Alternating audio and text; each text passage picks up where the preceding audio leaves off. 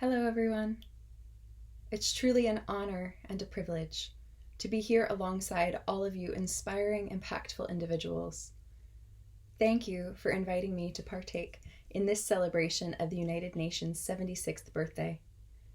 I am calling in from southeastern Pennsylvania on the unceded lands of the Lenni Lenape people and pay my respects to ancestors past, present, and future.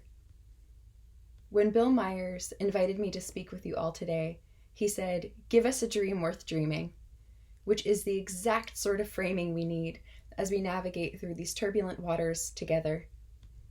The present moment is not here to terrify or to alarm us, rather to remind us of our fundamental oneness with the planet and with each other. We can push for policy change all we want, but it will require a fundamental change of heart, of how we see the world, of how we see ourselves, and the basic governing principles and ethics in which we are grounded in order to catalyze the sustainable, transformative shift we need to steer ourselves back on course. Now, more than ever, it's imperative to remember our integral role as part of an ecosystem. It's time to remember our responsibility as caretakers to nurture the health of not just the individual, but of the community, both human and non-human. Now, I owe an enormous debt of gratitude to Indigenous people whose traditional ways of being and scholarship have deeply inspired my own journey in connecting with the rooted, earth-based traditions of my ancestors, both the Celtic people and the Ashkenazi Jewish people of Eastern Europe and Russia. The multifaceted challenges we are facing today are no easy feat. We're pushing past our planetary boundaries and facing staggering inequalities. And here in California and around the globe, fires and oil spills are ravaging entire ecosystems, no less a result of a changing climate than a disruption of Indigenous stewardship of land and a disruption to the application of traditional ecological knowledge. A few weeks ago, I had the privilege to attend a session with the Women's Earth Alliance on Indigenous fire ecology and community-driven resilience taught by Redbird Willie. It is clear that we are living the consequences of our severance from nature and nature's severance from her stewards. Navigating through the climate crisis will not require innovation from the top down. Our tree simply cannot handle more branches. No, for this challenge, we need roots. Deep roots sinking into community, into place, into the ecosystems of which we are part, both socially and ecologically. Just in the last 2 weeks, the UN Human Rights Council passed Resolution R2HE, formally recognizing our human right to a healthy environment. Can you imagine the world we would be co-creating if the UN Charter were written using Indigenous language structures, which extend personhood to include all beings, both human and non-human?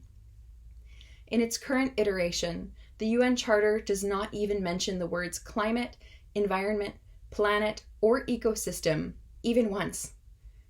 In the wake of what we now know, how can we extend our systems of social protection to be inclusive of the ecosystems of which we are an inextricable part, so that we are not constantly engaged in an uphill battle protecting places like the Amazon rainforest and sacred sites such as Mauna Kea? Just this week, in Canada at the Fairy Creek blockade, 170 environmental activists were criminally charged for defending an old-growth forest from logging. Under the reign of GDP, a forest has more value when it's logged for timber or industrial farmland than it does when it's left in its natural state, offsetting carbon and maintaining a biodiverse balance. GDP is our standard measure of well-being, yet it's a wartime measure, fundamentally violent in its nature and completely short-sighted. It values extraction and unchecked exponential growth without looking at other holistic measures of well-being, or looking into the future implications of our actions today. In our linear economic model, generating waste that will pollute our Earth for millennia is considered more aligned with our well-being than finding ways to reduce, reuse, and recycle. It's time for us to recognize the climate crisis as the most pressing public health issue we have ever faced. published in the Washington Post, a 2019 study in the Proceedings of the National Academy of Sciences found that deaths from fine particle pollution cost the United States more than $800 billion per year. In the New York Times, a Swiss insurance giant recently warned that climate change could cut the global economy by $23 trillion by 2050. Anyone well-versed in public health knows that prevention is the best medicine. Yet, time and time again, we choose to respond to chaos than to mitigate it. It is time that we start to integrate preventative policymaking as a form of preventative care. Our economic systems and global systems of accountability must center care and take into considerations such as externalized costs to both people and the planet. We are in desperate need of a sea change from a linear to a circular economy. We are living a true tragedy of the commons, and those who are least responsible are bearing the heaviest burden. Yet somehow, in the face of these great crises, I have hope. And perhaps that's because my name in my first language of Russian, Nadezhda, literally means hope. But what other choice do we have as young people? I, at 24, know that I will live to see some of these devastating changes to our planet. But in the face of these dire circumstances, we cannot afford to be complicit, or worse, apathetic. In order to move forward, we must collectively remember a humanity where children and grandparents are at the center of the heart of community, where decisions knowingly harmful to our children's children are out of the question, where we are accountable not just to our children and to each other, but to our planet. Look no further than the Haudenosaunee people and Indigenous people around the globe for the wise core principle that we have a duty to protect the well-being of all beings 7 generations into the future. Now, I like to think of the climate crisis as a sacred mirror in which we can see what is asking to be healed within us so that we can show up with more integrity as caretakers of this magnificent earth all around us. Now, you see, everything exists in a delicate balance. And our Mother Earth, she knows that.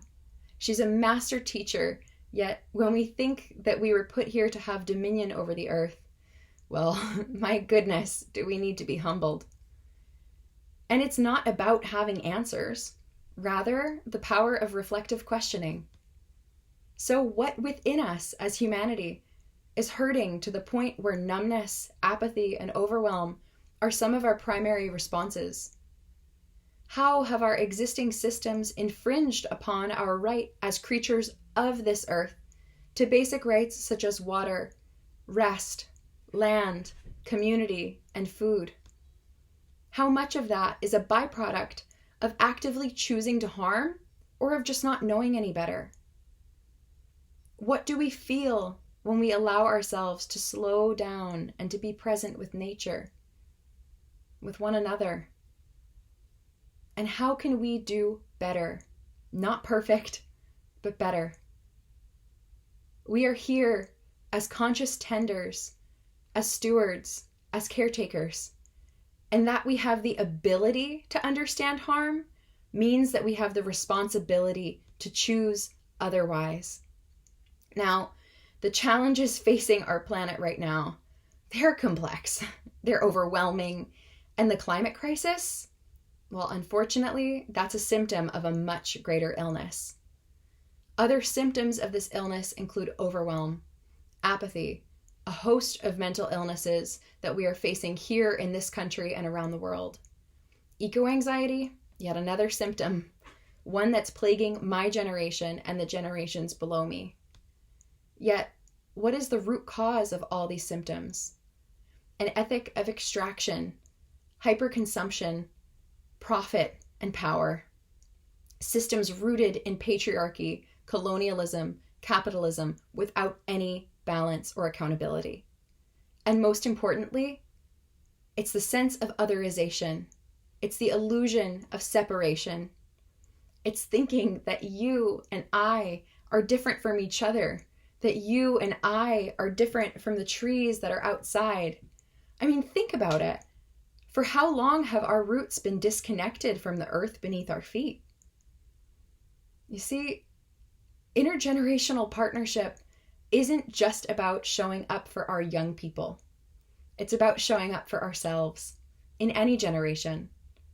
When we grow up without the tools for emotional and psycho-spiritual development, we are only operating with our instincts: fight, flight, fawn, or freeze. And these instincts become actions, and those actions influence others, and so the ball rolls on. So I think humanity might collectively just really need a hug. Hurt compounding hurt, fear feeding a fire for many millennia. Would you attempt to build a home on a foundation that's decaying? Transformative change is possible when we collectively prioritize our well-being in our mind, body, spirit, and environment. It is possible when we are acting consciously from the heart space with tools for deepening connection rather than exacerbating conflict. So it's time that we've reclaimed something, and us younger generations, we need your help. We can't force it, we can't demand it, we can only ask. But we are standing at a precipice. And to numb it out, to look the other way, I understand why some would choose to do that, because the scope of what we're navigating right now is pretty damn complex. But in California, the birthing place of the United Nations, allow it to be a birthing place of a new earth paradigm, one grounded in care, one that transcends politics, one that transcends the illusion that we are separate from one another and from nature. We must usher in a time for a humanity that remembers the truth that is at the core of our very existence, that we are all related. And none of us can do this alone. It can't just be me, or the young people, or the older generations. It can't just be you, or Greta, or Leah Thomas, or Namonte Nkemo, or the countless Indigenous activists who have been on the front lines for years. It's all of us, together, in the most radical act of love and resilience that this planet has ever seen. We have the ability to turn this thing around. And that's an ability that the generations following me don't have the privilege to access. So don't you see? We're standing at the most critical point of inflection in our planet's recent history, where we get to decide the outcome. The responsibility on our shoulders is a massive, massive burden, but it's also a beautiful gift. So how do we use it? So today, on UN Day, we have the ability to reflect on where we've been, where we are, and where we're heading. The United Nations is a body of critical importance in our world. Created in the wake of world wars, it has been a beacon of light and hope through times of intense darkness and chaos. It's a space where the world comes together in pursuit of peace and harmony. But since the UN Charter was written 76 years ago, a lot has happened. And we owe it to ourselves to take time to reflect and to hold space for the collective trauma that has unfolded across the globe since that time. It is imperative that we understand the impact that these compounded traumas have had in shaping both our institutions and our ability to function harmoniously as a society. Our Earth and all species who inhabit her have endured profound pain, injustice, and harm at the hands of armed conflict, staggering inequalities, technocratic forms of development, extraction, and ongoing exploitation of both humans and ecosystems. The uncertainty that we are experiencing is unraveling. Eco-anxiety is on the rise, with the destruction of our ecosystems becoming a more seemingly routine part of our daily routines. And the most recent IPCC report clarifies the devastation that lies ahead should we choose to remain complacent. It is, of course, scientific in nature, so it does very little to toe into the world of advocacy or accountability. That is the undertaking that lies before us. To be critical of a system, a nation, or an institution is an act of love, to push it to embody the best version of itself. Last year, the UN catalyzed a global conversation initiative called UN 75, crowdsourcing opinions to reimagine the United Nations. And overwhelmingly, respondents envisioned a world in which civil society is an equal partner in decision-making, where neighborhoods are just as important as nation-states, where diverse actors and cultures that are not represented by a nation-state still have a seat at the table. Because what is a nation-state if it's not its people? If civil society is not gathered around the decision-making table, then who is? And if care is not our impetus, then what is? And who have we become? The meaningful inclusion of civil society is imperative to a healthy, accountable, responsible, multilateral system. But action must not be limited to our multilateral systems. And the national level, we're in dire need of critical introspection. And it is us, yes, us, in the country that has amassed the most privileges, has amassed the most power, has amassed the most resources and wealth, to the detriment of other social and natural ecosystems. It is here where we can stand up and say, no more. No more allowing the private sector to hold our government hostage. No more allowing our unfettered habits of overconsumption to blindly destroy our planet. Because the rest of our human family is depending on us. Not that they are dependent on us, but our systems have interfered with their sovereignty and community structures. I mean, just look at seeds as an example. In the name of innovation, seeds are patented left and right, while age-old systems for trading heirloom seeds native to an ecosystem are completely disrupted.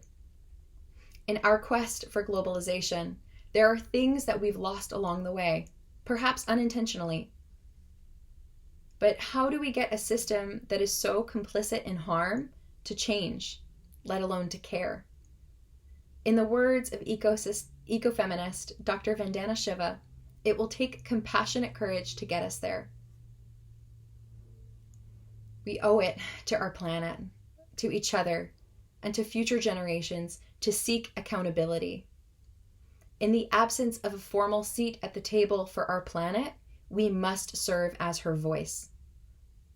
It's imperative that we move to formally recognize ecocide in international legal frameworks and hold ourselves to higher ethical standards that are inclusive of our right to a healthy environment. And technological innovation has brought us incredible advances and ways of connecting with one another. It's provided profound opportunity for growth in new, previously intangible ways. Yet without good guidance on how to steer this new, really powerful vehicle we have in our hands, we can get hurt along the way. In creating a global community connected through the ethers, the fabrics of many of our local communities have suffered a few tears. We have pulled our roots from the earth and plugged them into screens, algorithms, and an endless stream of content, instead of in actual streams, rivers, and soil. So here in Sacramento, not far from the birthing place of new digital innovation in Silicon Valley, it's critical that we lay some ground rules for the ethics of the virtual world we hope to see, as what unfolds there is inextricably tied to the physical world. Without care, compassion, and a centering of well-being, we are seeing a global mental health crisis unfold, further compounding the climate crisis. And to that point, we must remember to make a distinction between climate action and climate justice, because climate justice ensures accountability and that no one is harmed in the creation of solutions to the climate crisis. And even interventions such as green technology and electric vehicles have implications further down the line. As our EV batteries are discarded, future generations will have to grapple with what to do to remedy that impending environmental disaster. And so I come here asking institutions across Silicon Valley, asking Stanford, who's building a climate school, to mitigate harm wherever possible, not just in the present, but 7 generations into the future. To use prevention as a powerful tool for innovation, and to put compassion instead of profit at the center.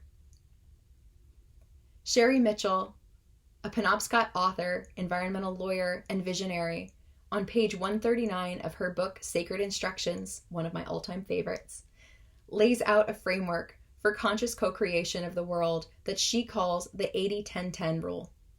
It posits that we invest 10% of our energy looking at what needs to be changed, another 10% holding back the tide of harm that has been created by our previous investments, and the final 80% creating a reality that offers compassion, safety, equality, justice, and sustainability for all life.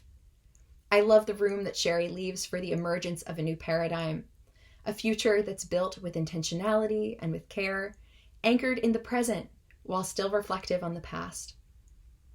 And like any natural phenomenon, everything has its lifespan, including our human systems and structures. So, what is asking to be composted in order to facilitate new growth? Something much more generative. In our quest for development, we've lost something along the way. Something sacred that makes us, us. Humility and reverence, awe, respect, reciprocity, remembrance, that our role is as stewards, as tenders, as caretakers. Earth whispers her secrets to us, and we've whispered down the lane for time immemorial. And it's our ability to tell stories that makes us unique from all other species, at least to our knowledge right now. Storytelling is the most ancient technology that we have. So, what story would we like to write together? I had a dream once. All of the people of Earth they were walking crystals, stones, lava rocks in their hands, and precious minerals back to where they came from, while singing songs in every language imaginable. Piece by piece, stone by stone, putting Pachamama, our Mother Earth, back together again. Now, evidently, we cannot put all the stones and crystals back into the ground, just as we cannot put fossil fuels back into the ground or unmake all of the plastic that's on Earth. But we can choose to behave with love, care, responsibility, and compassion across species boundaries. When we cast aside financial interests or bids for power and control, who are we? And what can we co-create? Humanity, our united cultures and vast array of permutations. What world reimagined do we envision? What story can we tell? So, to circle back to Bill Meyer's initial challenge to me, give us a dream worth dreaming. I'd like to offer forth the vision for a planet that was co-created at the Phoenix consultation, in consultation with over 100 young people from across the US, Canada, and Mexico, otherwise known as Turtle Island, this past July. The Phoenix Manifesto is the culmination of a 4-day consultation in which young people and intergenerational partners came together to discuss children's rights to healthy environment. We worked together to articulate our key demands for climate justice, environmental rights, and children's human rights. Through a deeply participatory process and hundreds of pages of direct input, the diverse intergenerational network at the Phoenix consultation created a space for creatively imagining how we might transform and weave a more humane, just, and ecocentric collective future for all.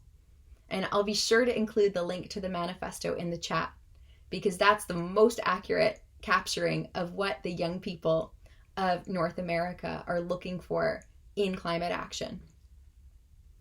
Through this process, it has become clear to me just how much passion and care there is across generations for ensuring that we have a healthy, equitable future. And for me, well, my vision for our future is one where we find ways to co-create the world we are living in together as a collective, to listen more than we speak, to weave the energies of the feminine into our systems and structures, to apply a trauma-informed, healing-centered lens to systems change, to reprioritize, reallocate funding, and to dare to reframe reform as reimagination.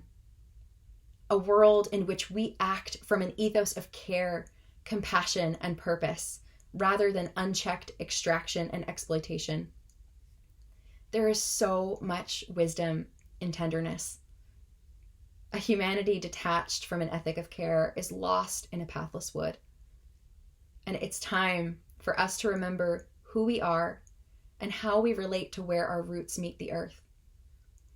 I have hope for a future where we deepen into local contexts and find the mechanisms that allow the local to better inform the national and global. A future where we break out of silos and catalyze actions that can hold the complexity of the social and ecological challenges we have in front of us. Seeing frameworks such as the UN Sustainable Development Goals not as a set of 17 distinct categories, but rather as a deeply interconnected, intersectional set of challenges and solutions. We are standing at a precipice, except that to leap is to soar. And logic alone will not get us out of this one, nor will innovation. It's through a shifting of awareness from the head to the heart that we will truly see the broad sweeping change that we need. And it's not about what has been before. It's about what's emerging, what's birthing through us. What is it with this gift of consciousness that we have, that we can choose to bring here onto our planet, into our reality? So in my world, what dream is worth dreaming? An emergence of heart, education grounded in emotional coherence and a remembrance of this how to be human, feet in the soil, living as part of an ecosystem, interbeing with all of our relations in the rest of creation. Let our new story be woven by hands as diverse as a rainforest's ecosystem. May the world we reimagine and our human systems find an anchor in the heart space, using GDP solely as a metric and not as an omnipotent God. With compassion, communities, and ecosystems at the root of positive change, we can heal not just our climate, but ourselves. Thank you.